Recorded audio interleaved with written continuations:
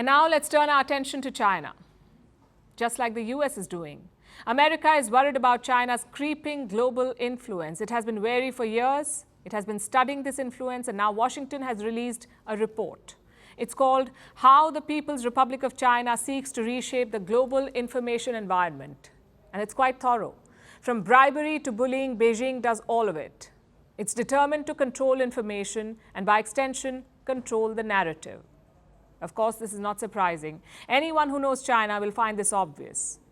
What is surprising is the timing of this report. It comes amid a concerted effort to cool tensions. The US has been trying to arrange a meeting. They want Xi Jinping to come to the US on an official visit. If he agrees, it would be his first such visit during the Biden presidency. Will this new report, no matter how accurate, offend Beijing? Will Xi Jinping call off this meeting like he's been doing off late? Here's a report. Lately, Washington has been giving Beijing both wanted and unwanted attention. The US has been blowing hot and cold when it comes to its relationship with its arch rival. First, for the positive outreach. The US has been ramping up its engagement with China recently. Every month seems to mark another high-level meeting. Secretary of State Antony Blinken went to China in June. Treasury Secretary Janet Yellen in July. Commerce Secretary Gina Raimondo in August.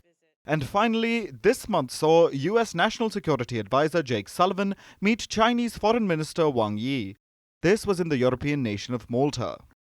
We have seen an increase in the tempo of our conversations with the Chinese government across a number of fronts since the Secretary traveled to Beijing in June. It doesn't end there. Reports say Chinese Vice Premier He Lifeng may go to Washington soon. Then there are plans for a Wang Yi visit next month as well. All this will set the stage for a grand finale. Xi Jinping going to the US. The Chinese president may visit in November. Officially, the reason would be the upcoming Asia-Pacific Economic Cooperation Summit. The US government is chairing it this year. But that may just be an excuse for Xi to visit. After all, he has a lot of other concerns when it comes to the US.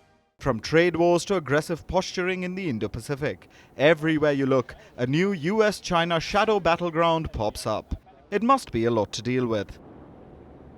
Especially for China, which is going through an economic slowdown and a real estate sector crisis. Xi might have been hoping to iron out at least some of these differences. But instead, he's now staring at a new flashpoint. The US just came out with a new report. Here are the highlights. It describes how China, the People's Republic of China, has invested billions of dollars to construct a global information ecosystem to promote propaganda, censorship, and disinformation. The net result of these PRC efforts is to transform the global information landscape and damage the security and stability of the United States, its friends and partners.